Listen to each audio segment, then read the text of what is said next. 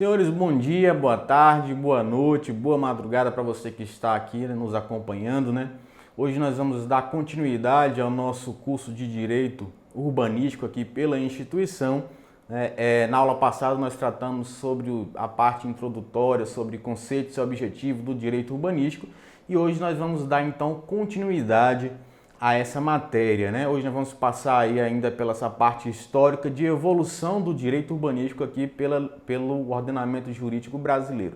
Nós vamos perceber então todo esse arcabouço, né, fático e histórico a partir das ordenações filipinas ainda, antes da própria Constituição de 1824, que é a nossa Constituição Imperial, e vamos passando aí pela Constituição Republicana de 1891, pelas constituições de 48 e também pela Constituição aí de 67 e 69, que pese alguns não até reconhecerem como Constituição por conta do movimento da ditadura, até por fim chegar à Constituição Federal de 88 e por fim tratarmos aí um pouco sobre o Estatuto da Cidade, que sem dúvida alguma é a legislação infraconstitucional mais importante que nós temos aqui sobre o direito urbanístico. Aqui é preciso ressaltar já desde o início, né, que em que pese a figura do Estado ainda muito rústico, né, ainda num período monárquico, mas nós vamos perceber que já naquele momento já havia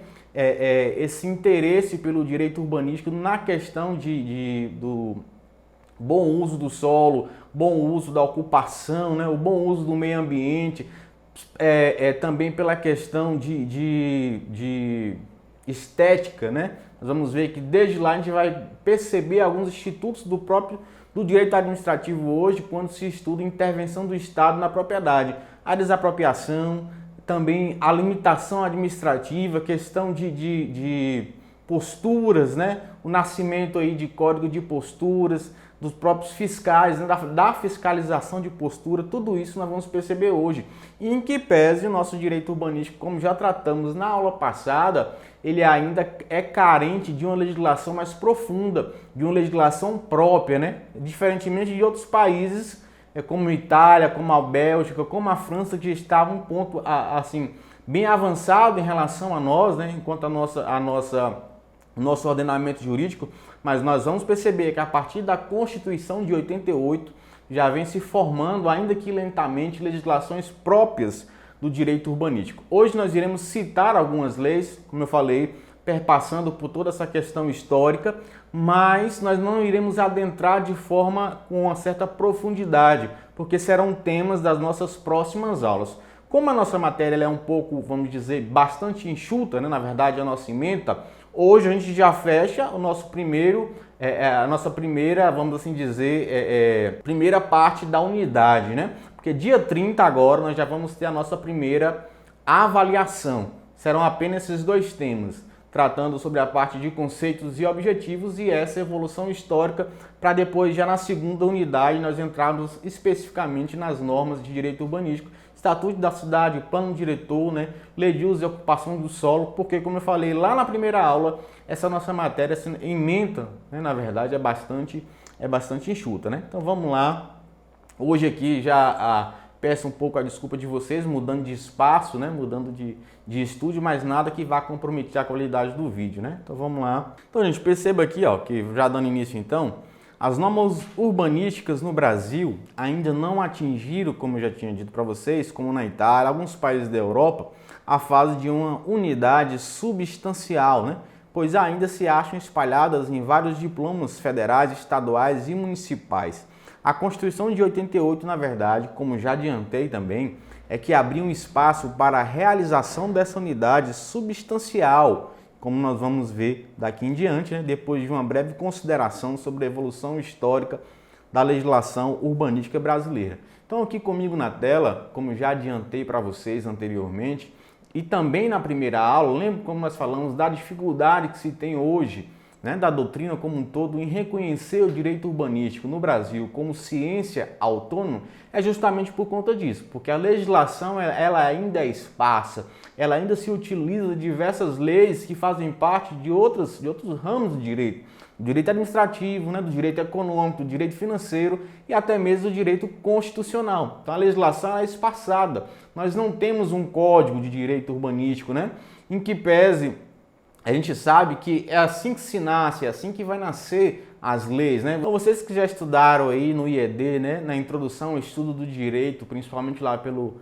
o professor Miguel Reale, quando ele vai falar da teoria tridimensional da norma, né? A lei não nasce assim de uma hora para outra, né? Lá, segundo essa teoria tridimensional do direito, é um fato, valor e que se chega a uma norma. Então a gente vai perceber que no direito urbanístico também é assim. É dessa necessidade que se tem, como nós falamos já na aula passada, dessa melhor ocupação do solo, dos espaços, com vista a dar uma função social, mas também a trazer dignidade, né, às pessoas, trazer um ambiente ecologicamente equilibrado, né?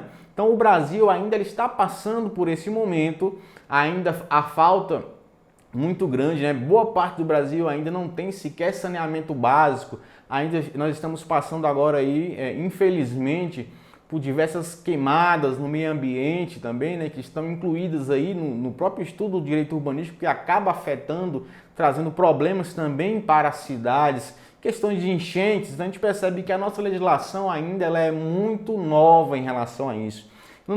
Talvez não seja nem nova a palavra a ser usada, né, mas a nossa legislação ela é um pouco ultrapassada, né? Infelizmente, vamos assim dizer, em relação a nações aí desenvolvidas, né? Nações que estão anos-luz à nossa frente em questões de direito urbanístico, em questão de urbanismo, né? Assim dizendo. Então vamos lá, vamos dar continuidade. A convivência urbana pressupõe regras especiais que a ordene. Compreende-se que, inicialmente, essas regras tenham surgido com base nos costumes e só mais tarde se tornaram, né, regras do direito legislado. Eram regras simples, referentes aos aspectos mais primários da urbanificação, como o arruamento e o alinhamento. Então aqui comigo na tela, perceba que, lembra quando eu falei que a lei, a norma, ela não nasce assim, né, de pronto. Até ainda voltando aqui à teoria tridimensional do direito, que é o fato, valor e norma, normalmente se tem um acontecimento que é importante, e aí é um fato, né? E aí esse acontecimento tomou uma grande proporção, né? Fato vai ter o quê? Uma valoração alta. Fato, houve uma valoração por parte da sociedade e aí vai surgir então essa norma. No início, como era bastante o Estado ainda, entre aspas, né? Vivia-se ainda o Estado monárquico, não existia ainda o Estado como nós temos hoje, dividido com suas funções, né? Mas existia aquilo, vamos dizer assim, um nascimento ainda, né? Um surgimento ainda do Estado. Então ali já tinha algumas regras de convivência, algumas regras bastante simples, o arruamento e o alinhamento. Quando se fala em arruamento, vamos sempre que se falar essa palavra, lembrar de abertura de ruas. Então nesse primeiro momento, inclusive antes da Constituição de 1824, já tinha essas regras que buscavam, nós vamos perceber, tanto esse arruamento quanto um alinhamento dessas ruas, de modo a criar vilas, e já naquela época nós vamos ver que as casas já deveriam ter uma boa estética, uma boa forma, e aqueles cidadãos que assim não pudessem de alguma maneira manter as suas casas, as suas residências nos padrões exigidos, teriam que vendê-las, as suas casas, a quem tinha condições de assim manter, né? Ou então teria a sua casa aí derrubada pelo Império, né? Era assim, eles preservavam muito essa questão de estética das ruas, né? Mas eram regras simples ainda, como nós vamos ver, de arruamento e de alinhamento. Vamos lá, vamos acompanhar, vamos na tela. Direito luso brasileiro. As regras gerais e simples de direito urbanístico já encontramos no velho direito luso brasileiro. As ordenações do reino fixavam princípios básicos e genéricos sobre as ordenações das povoações, como aquele que determinava que aos vereadores pertence ter encargo de todo o regimento da terra e das obras do conselho. Aqui conselho com C mesmo, porque é o português de Portugal, né?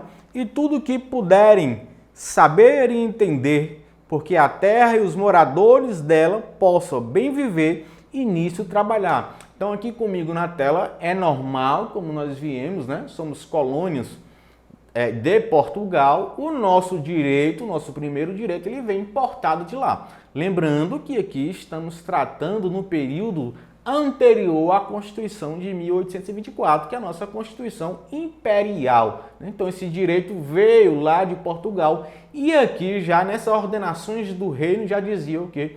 Passava essa competência para os vereadores. Eram os vereadores que deveriam fiscalizar, fazer esse arruamento, e nós vamos ver um pouquinho mais na frente que eram os responsáveis aí por distribuir, né, esses espaços, distribuir esses lotes, abrir essas ruas, criarem praças, igrejas.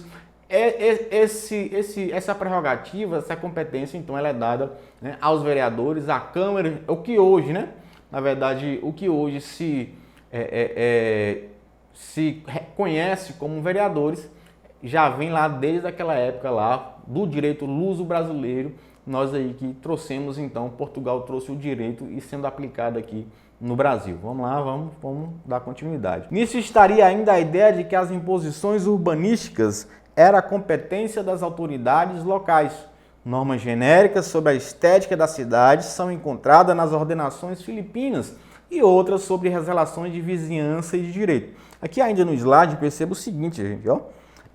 Ideia de que as imposições urbanísticas eram de competências das autoridades locais. Então, até hoje, pode vir aqui comigo para a tela, nós vamos perceber que, de acordo com o artigo 30, né, na Constituição Federal, vai dizer que cabe aos municípios essa política pública, né, em âmbito local. Nós vamos perceber que a União ela traz normas gerais, né, no campo geral, os estados vai trazer em campo regional e os municípios em âmbito local.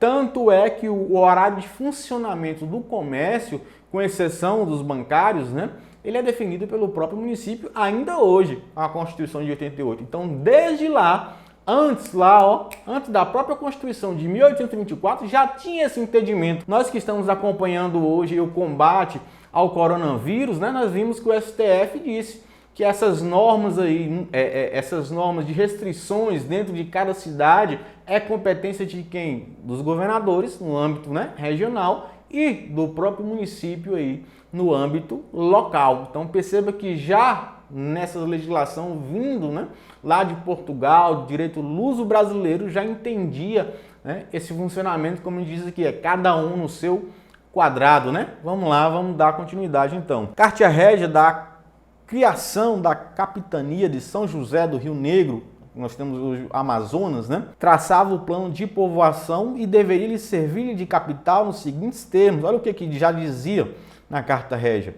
Determinareis o lugar mais próprio para servir de praça, fazendo levantar no meio dela o pelourinho, assinando área para se edificar uma igreja capaz de receber um competente número de fregueses quando a povoação se aumentar, como também as outras áreas competentes para as casas de vereações, e aqui ó, perceba que é a Câmara de Vereadores, e audiências, cadeias e mais oficinas públicas, fazendo delinear as casas dos moradores, ó, por linha reta, né, por alinhamento, de sorte que fiquem largas e direitas as ruas. Então percebam aqui comigo na tela, que já na capitania do São José do Rio Negro, que criou, né, posteriormente o próprio estado vai surgir o Amazonas, né, perceba que já tinha essas determinações, né, criação de praça, a igreja, e às vezes a gente passa, mas o estado não é laico? Não, gente, o estado hoje é laico, né, mas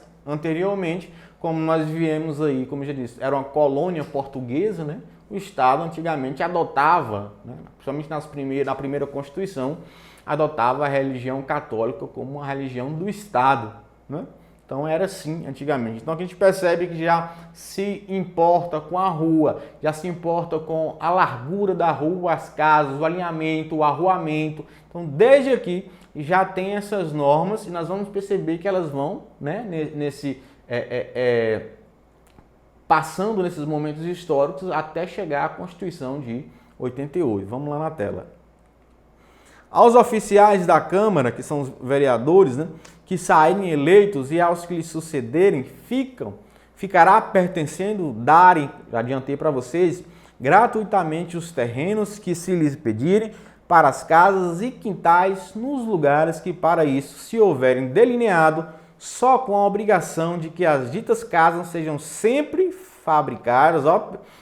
Percebam aqui que eles vão querer essa uniformidade das casas, né? Na mesma figura uniforme pela parte exterior, ainda que na outra parte interior faça cada um conforme lhe parecer, para que desta sorte se conserve sempre a mesma formosura na vila e nas ruas dela a mesma largura que se lhe assinar na fundação. Então aqui comigo perceba, nós vamos perceber que pareciam mais a intenção deles de criar condomínios, né?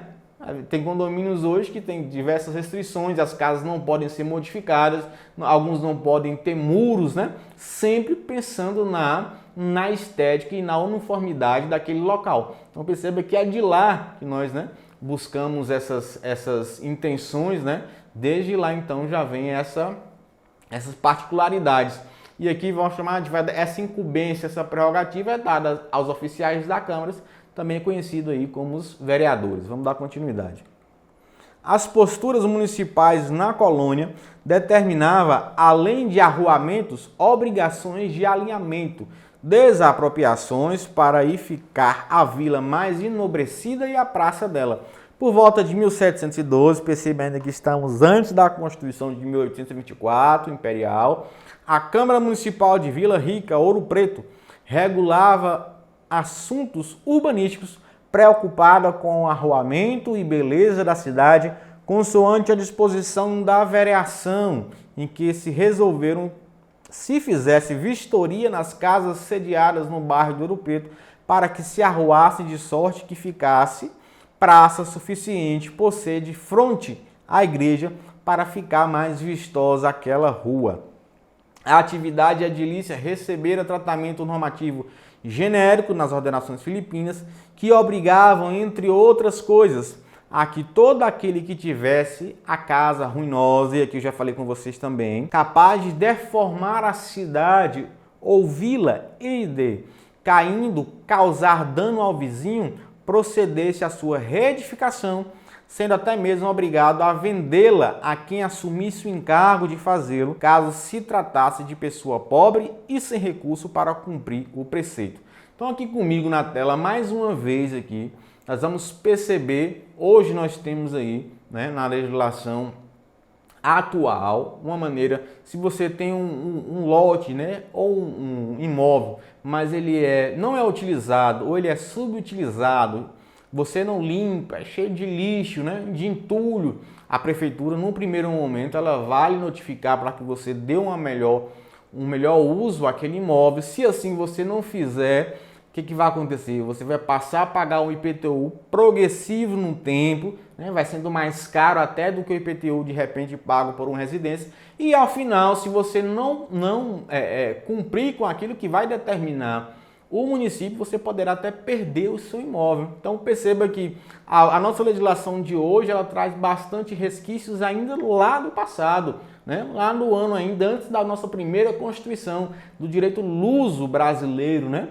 Vai trazer ainda quando lá os vereadores que faziam essa fiscalização, ao perceber que alguma casa estava em ruína e que o proprietário não tinha sequer condições de arrumar essa casa, que ia acontecer? Ele teria que vender, né, sob pena de perder o próprio imóvel, né? Então vamos lá, vamos dar continuidade. Algumas determinações importantes em matéria edilícia foram tomadas pelas câmaras municipais do Brasil Colônia. Assim, por exemplo, no século XVI, a Câmara de São Paulo proibia que se armasse casa, nem alicerçasse, sem a sua permissão. E no início do século seguinte, resolveu que nenhuma pessoa edificasse nova, nem abrisse quintal, sem que os senhores oficiais se arruassem. Aqui comigo na tela, mais uma vez, nós vamos perceber hoje, se você vai construir o seu imóvel, você tem que dar entrada na prefeitura, tem que ter uma planta, não é isso? Senão, o fiscal de obras e posturas vai lá na sua casa, ou o próprio CREA vai lá, né, e vai haver aí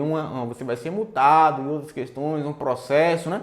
Então perceba que isso tudo é resquício de lá. onde, né, ainda lá na Câmara de São Paulo já passou a proibir no século XVI, já proibia que criasse, né, que montasse uma casa, que alicerçasse uma casa sem permissão dos oficiais, no caso, os vereadores, né? Então perceba que hoje agora a gente passa a entender um pouco dessa nossa legislação atual, que é um resquício desse Estado, Estado entre aspas, né? Porque sequer ainda vivia um período imperial, mas que lá era absolutista, né? Era quem tinha o poder e agia assim, sem devido processo legal, sem nada, mas nós temos ainda um pouquinho de resquício desse período lá, né? Principalmente aí na intervenção do Estado na propriedade, que é esse instituto tão importante que nós temos hoje no ordenamento jurídico brasileiro, né? Vamos dar continuidade aí na aula. E a Câmara da Vila Rica, né, no ano de 1712, considerando que muitos fabricavam ranchos sem sua licença, não obstante ter posto edital em que se lhes proibia os levantá-los sem aquela licença, ordenou que toda pessoa que levantasse rancho sem dita licença fosse condenada na postura do conselho e se lhe mandasse botar abaixo a sua custa. Então perceba aí que, mais uma vez, vamos continuar aqui ainda na tela, mais uma vez nós temos hoje legislação, principalmente na questão ambiental, quando você constrói à beira de rio, de lagos, né? Aí sem uma licença o Estado vai lá e vai derrubar, né, o seu imóvel aí sem qualquer contrapartida, né? Sem sequer ser indenizado pelas benfeitorias.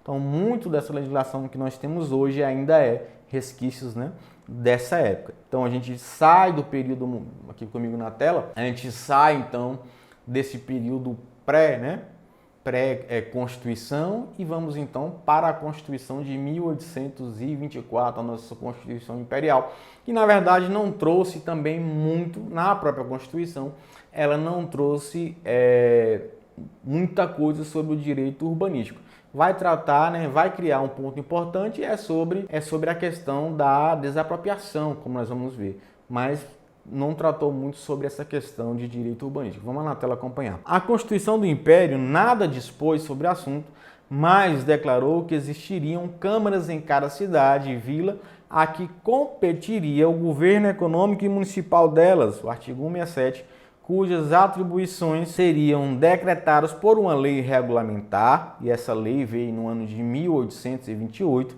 que atribuiu aos vereadores competência para tratar dos bens e obras do município e do governo econômico e policial da terra, e do que neste ramo for a prol de seus habitantes. Dando continuidade, a gente vai perceber que lá no próprio artigo 40, vai dizer o seguinte, dessa lei, né, o artigo 40 da lei complementar, uma lei regulamentar, perdão, que vai regulamentar a Constituição Imperial. No artigo 40 vai dizer: farão repor no antigo Estado as servidões e caminhos públicos, não consentindo de maneira alguma que os proprietários dos prédios usurpem, tapem, estreitem ou mudem a seu arbítrio as estradas.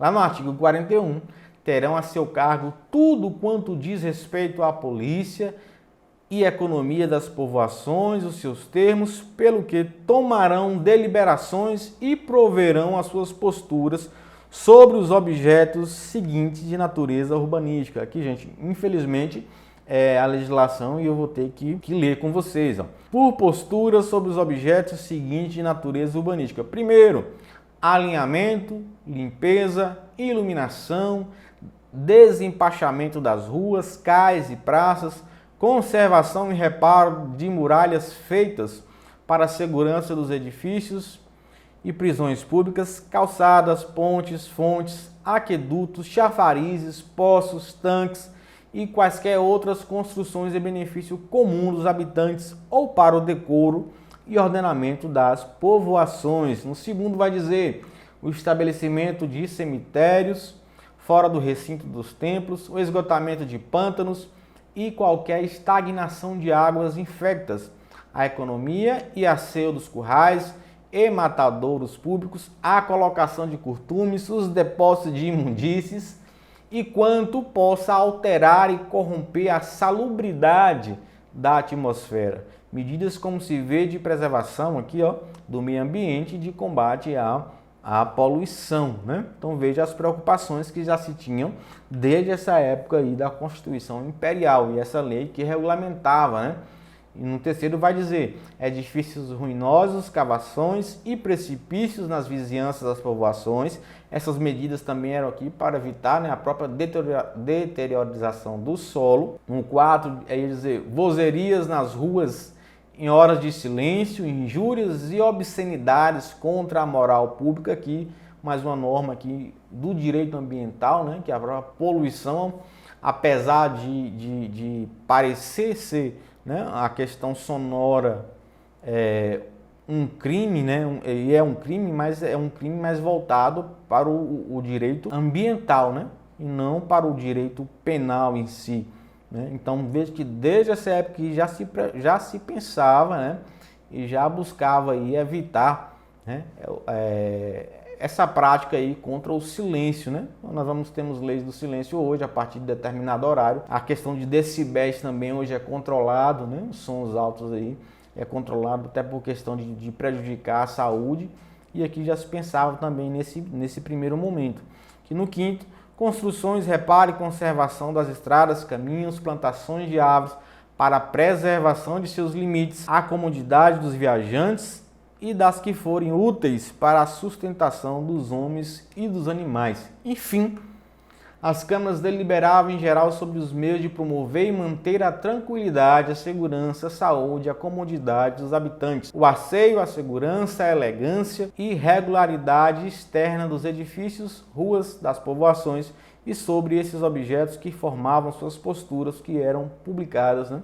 Por editais. Então, comigo na tela, percebam que a Constituição de 1824 ela não trata especificamente sobre, né, o direito urbanístico, mas tem essa lei, dá essa possibilidade de lei que vai regular, que vai dar essa competência às câmaras, né, instituir câmaras pelo todos os países, que vai tratar desse meio ambiente, né, vai tratar da ocupação do solo e vai se preocupar com diversas áreas, aí, a partir da ocupação até a questão de poluição sonora, né? A questão de depósito de imundícies, como nós vimos, também na parte ambiental, sempre visando não só dar função social a essa propriedade, mas tendo como aspecto principal aí, buscando a dignidade, né? E a vida das pessoas, né? Dar uma vida melhor para aquelas pessoas. Isso ainda na Constituição, né, Imperial. Então vamos lá, vamos na tela acompanhar. O ato adicional à Constituição do Império, descentralizando o poder nas províncias e criando as respectivas, aqui nós vamos ver já assembleias legislativas, deu competência para legislar sobre alguns assuntos de interesse urbanístico, como a desapropriação, como eu falei para vocês, que era um ponto importante, né, na Constituição Imperial, por utilidade municipal e provincial, obras públicas e estradas no interior do território provincial. Então, saindo aqui comigo na tela, saindo então desse momento de Constituição Imperial, nós vamos perceber já, né, sabendo que a nossa próxima Constituição é a Constituição de 1891. Deixamos de ser, né, um Estado monárquico e passamos então a ser uma república. Constituição republicana, primeira Constituição nossa promulgada, né? A primeira Constituição com a participação, se não do povo, né, mas uma participação mais democrática, é a Constituição de 1891. E a partir dela que vai nascer normas aí, as primeiras normas de fato de direito urbanístico, né? Vamos perceber que a primeira norma vai surgir lá no ano de 1826, justamente para tratar aí sobre a desapropriação. Vamos lá na tela acompanhar. A primeira foi promulgada em 1826 e autorizava a desapropriação por utilidade pública para execução de obras de comodidade geral e decoração pública. Sobreveio depois a Lei 57, lá no ano de 1836, regulando a desapropriação por utilidade municipal ou provincial para abertura ou melhoramento de estradas, canais, portos, aguadas, construções de pontes, ranchos ou servidões e comodidades necessárias ao uso destes objetos, bem como a abertura ou melhoramento de ruas, praças, decorações, monumentos, arquedutos, fontes e logradouros públicos. Então aqui comigo na tela perceba que né, como nós falamos inicialmente, o direito urbanístico ele vai surgindo a partir dessa necessidade. Enquanto lá no início, na época ainda das ordenações filipinas, era ainda buscando, né, criação de vilas, arruamentos, né, abrir ruas, aqui já passa, né, com o decorrer do tempo, na questão histórica, nós estamos passando aqui, ó, de 1824 até 1891, 1836, né? Quanto tempo se passou, e à medida que se passa o tempo, vai se aprimorando também as condições que se busca, sempre com finalidade, dando função social à sociedade e buscando aí dar dignidade, né, ao povo, né? Saindo um pouco mais daquela questão ainda, vamos dizer, que buscava apenas a questão estética de arruamento, né? E alinhamento, aqui já passa a nascer regras, normas, o que vai tratar por desapropriação por utilidade pública, por questão social, né? Buscando aí, já o Estado já começa a nascer, né? A respirar com a Constituição republicana. E aí, sempre o Estado com essas normas aí, né? De primeira geração ainda, né? Mas já pensando em criar estradas, logradouros públicos, né? Monumentos, arquedutos, praças, ruas melhoradas. Então perceba que já esse movimento aí, já com a Constituição, né, de 1891. Aqui nós vamos finalizar esse bloco, né, para não ficar muito extenso. Como eu já adiantei para vocês lá no início, é importante a gente passar por esse momento para entender como que veio, né, essa evolução histórica, que pese ser um tanto quanto, né, para alguns chato, por conta que tem que fazer a leitura, né, mas infelizmente está na nossa ementa e é importante que tenhamos conhecimento. A gente tem que entender os institutos hoje e saber de onde surgiram, né? De onde surgiu, por que tem esse instituto hoje, né? Então a gente vai finalizar esse bloco e vamos dar continuidade logo em seguida, tá certo? Então, te espero.